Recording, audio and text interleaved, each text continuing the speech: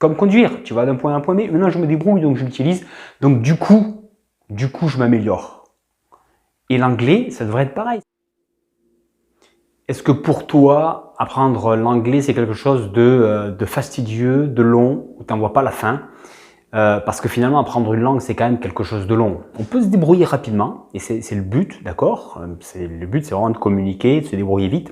Mais après, tu vas passer longtemps à vraiment améliorer, à vraiment être vraiment très bon, ok? Et effectivement, c'est peut-être quelque chose que tu trouves de fastidieux. Auquel cas, écoute-moi, parce que moi, j'ai autre chose à te proposer.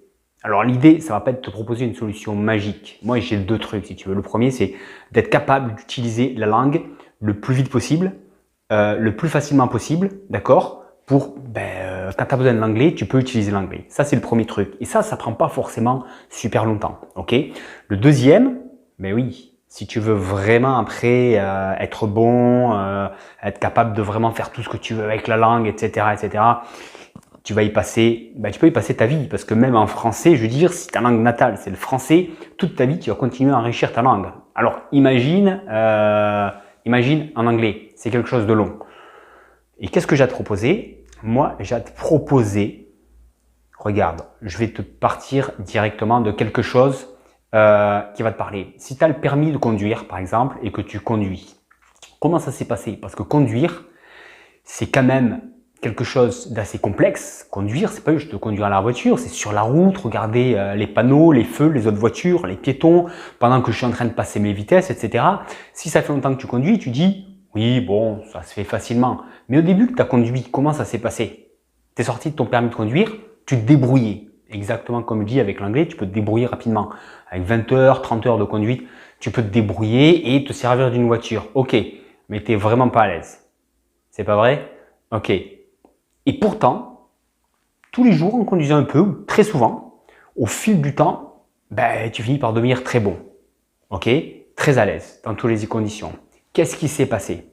La différence, tu vas me dire, j'en ai fait souvent. Oui, c'est vrai. Oui, tu as fait du volume. Mais est-ce que ça t'a paru quelque chose de difficile, de contraignant, de fastidieux que tu n'arriverais jamais à faire? Peut-être à un moment donné, mais au global.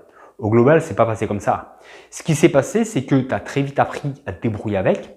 Et après, tu l'as utilisé pour te faire plaisir, pour aller où tu voulais, quand tu voulais, comme tu voulais, et tu étais content de conduire, même si tu n'étais pas très à l'aise, mais en attendant, tu étais content de pouvoir prendre ta voiture et te rendre d'un point A à un point B en autonomie, et ça te changeait la vie. Ok? Et c'est ce plaisir au quotidien qui a fait qu'au fil du temps, tu es devenu bon. Mais sur le moment, tu n'as pas pris la voiture en te disant, il faut que je m'entraîne parce que tant que j'aurais pas fait, je sais pas combien de milliers de kilomètres, je serais pas super à l'aise en conduisant. Et là, du coup, il faut que je m'entraîne. Ça aurait pu te paraître fastidieux si je l'avais fait comme ça. J'en ai pour longtemps, j'en ai pour des mois, 1 an, 2 ans, avant de vraiment commencer à me sentir à l'aise dans la voiture.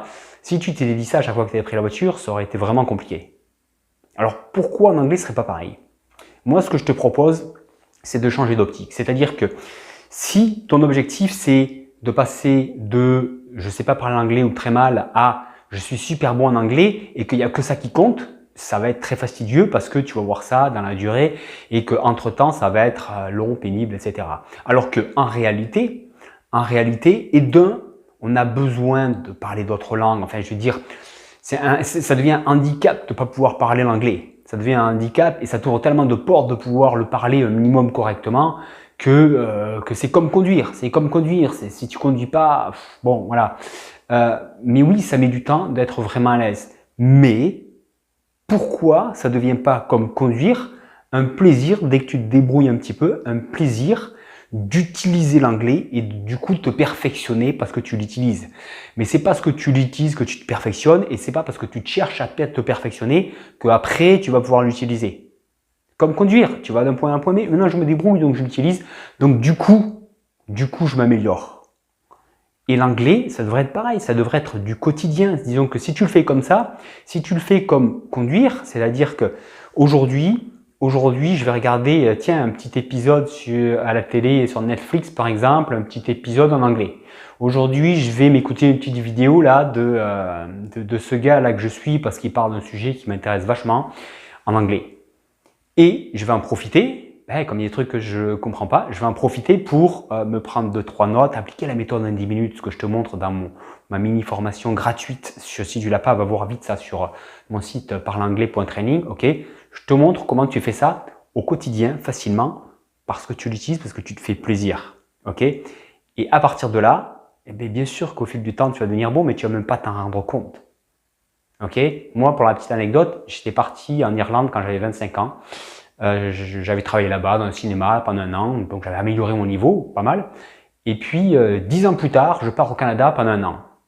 Ok, presque 10 ans plus tard. Et entre-temps, j'avais fait ce que je te propose, un petit peu tentant comme ça, pratiquer, prendre 3 notes, etc. Mais c'est un truc que je faisais vraiment irrégulièrement, que j'avais pas encore bien rodé, etc. Donc, j'en étais à mes balbutiements de ce que je te propose aujourd'hui, d'accord? Et j'ai juste fait un petit peu ça comme ça, et je me suis dit, j'arrive au Canada, je vais avoir perdu par rapport à ce que j'avais pris quand j'étais en Irlande. Et à ma grande surprise, quand je suis arrivé au Canada, en fait, j'étais bien meilleur que quand j'étais en Irlande. Et je me suis dit, putain, pourtant, j'ai pas fait grand chose, quoi. Et ouais, mais c'est parce que c'est juste ce petit truc que tu fais pour te faire plaisir. Tu fais comme ça un peu graduellement, tu vois. Et si tu implémentes ça au quotidien et qu'elle se devient comme aller se brosser les dents, la petite routine, sauf que se brosser les dents, il faut le faire. Faire un peu d'anglais, c'est je vais écouter, tiens, cette vidéo qui m'intéresse, j'aime bien, tiens, je prends 3 notes, tiens, maintenant ça, je comprends. Un truc de plus. Voilà, je deviens meilleur dans la langue en plus. Et putain, j'aime bien ce petit épisode sur Netflix, ou cette vidéo là, ce gars, j'adore ce qu'il raconte, ou cette femme. Tu vois, voilà. Et si ça c'est rentré dans ta vie, tu vas être bon en anglais. Et j'ai envie de dire, parler anglais, c'est une compétence que tu dois avoir. Tu dois apprendre à être bon en langue parce que ça fait partie de ton quotidien. C'est comme conduire. Tu es devenu expert dans la conduite d'une voiture, très certainement, d'accord? Si tu conduis comme plein de choses dans ta vie, parce que c'est juste, ça fait partie de ton quotidien. C'est pas un programme que tu t'es fixé. Fais pareil en anglais, tu vas devenir bon. Et si tu veux plus que un petit peu les grandes lignes de comment faire, il y a une méthode complète qui s'appelle être bon en anglais en 10 minutes par jour. Tu vas sur parleanglais.training, je te mets le lien sous la vidéo et tu as exactement tout ce que j'ai développé au fil des années et comment prendre toute mon expérience pour devenir un expert en langue vite et bien et du coup être très performant en te faisant plaisir en anglais. Ok, je te laisse là parce que bien sûr tu as d'autres choses à faire comme par exemple regarder cette petite série en anglais là, c'est sympa. Allez, talk to you soon. Bye bye.